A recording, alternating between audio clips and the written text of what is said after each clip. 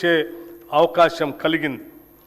Parliament, assembly, నియోజకవర్గాల పునర్విభజన, పంచాయతీలు, పట్టణ స్థానిక సంస్థల ఏర్పాట్లు, రిజర్వేషన్ల అమలు వంటి ప్రజాస్వామ్య ప్రక్రియలకు మూలాధారమైన జనగణనను డిజిటల్ విధానంలో నిర్వహించేందుకు ఏర్పాట్లు ముమ్మరంగా సాగుతున్నాయి.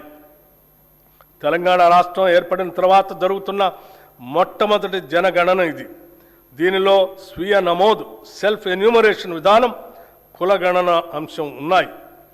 మొదటి దశ జనగణన 2026 మే 11 నుండి జూన్ 9 వరకు నిర్వహించబడుతుంది. సెల్ఫ్ ఎన్యూమరేషన్ ప్రక్రియ 2026 ఏప్రిల్ 26 నుండి మే 10 వరకు కొనసాగుతుంది.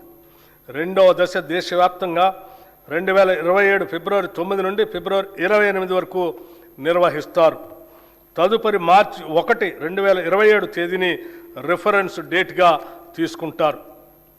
ప్రజల ఆకాంక్షలను దృష్టిలో ఉంచుకొని ఈ ప్రజాప్రభుత్వం అభయహస్తం పేరుతో ప్రజాహిత పథకాలను అమలుపరుస్తుంది. కనీస సదుపాయాలు కూడా లేని వారికి ఉపయోగపడే విధంగా మహాలక్ష్మి, గృహజ్యోతి, ఇందిరమ్మ ఇళ్ళు, మహిళా శక్తి మిషన్ వంటి పథకాలు పేదల జీవితాల్లో వెలుగులు నింపుతున్నాయి. మహాలక్ష్మి పథకం మేము అధికారంలోకి వచ్చిన వెంటనే అమలుపరిచిన మొదటి వాగ్దానం. ఉచిత బస్సు ప్రయాణం. ఈ పథకం ద్వారా ప్రతిరోజు రాష్ట్రంలోని 34,37,000 మంది ఆడబిడ్డలు ఉచితంగా ఆర్టీసీ బస్సులో ప్రయాణిస్తున్నారు.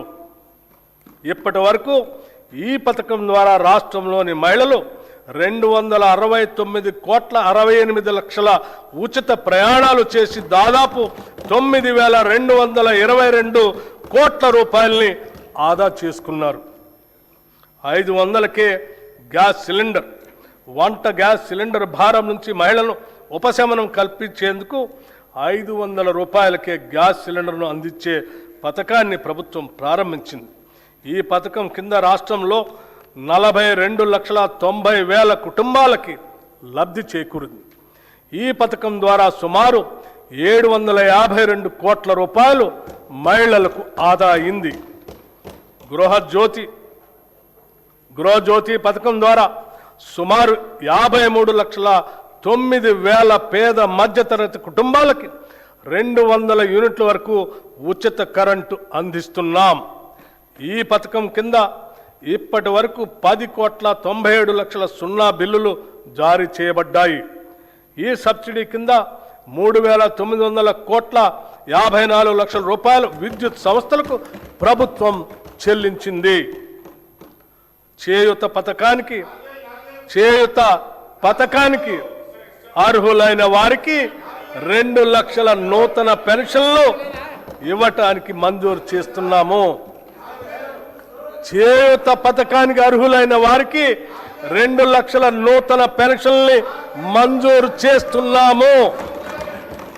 రాష్ట్రంలోని ఐకేపీ సంఘాల్లోని 1 కోటి మంది మహిళలను కోటీశ్వరం చేయాలనేది మా ప్రభుత్వ సంకల్పం. అందుకోసం 5 సంవత్సరాల్లో 1,00,000 కోట్ల రూపాయల మేరకు బ్యాంకు ద్వారా రుణాలను ఇప్పించే ప్రయత్నం చేస్తున్నాం. దీనిలో భాగంగా ఇప్పటికే 57,938 కోట్ల రూపాయల రుణం ఇప్పించడం జరిగింది. వడ్డీ లేని రుణాల పథకం కింద 2023 డిసెంబర్ నుండి ఈనాటి వరకు పట్టణ గ్రామీణ సెల్ఫ్ హెల్ప్ గ్రూప్స్కి 1,329 కోట్ల వడ్డీ రాయితీని విడుదల చేయటం జరిగింది. రాష్ట్రంలో 67 లక్షల మహిళలతో ఐకేపీ బలమైన స్వయం సహాయక సంఘాల నెట్వర్క్గా ఏర్పడింది. మహిళా సంఘాలతో శిల్పారామంలో 106 స్టాళ్లతో ఇందిరా మహిళా శక్తి బజారు ఏర్పాటు చేశాం. ఈ సముదాయం యొక్క ఉత్పత్తులు 7,68,00,000కి చేరాయి. సెల్ఫ్ హెల్ప్ గ్రూప్స్ ద్వారా 600 బస్సులను కొనుగోలు చేసి టీజీఎస్ఆర్టీసీకి అద్దెకి ఇవ్వటానికి ప్రభుత్వం నిర్ణయించి మొదటి దశలో 177,84,00,000 రూపాయలతో 494 బస్సుల్ని కొనుగోలు చేసింది.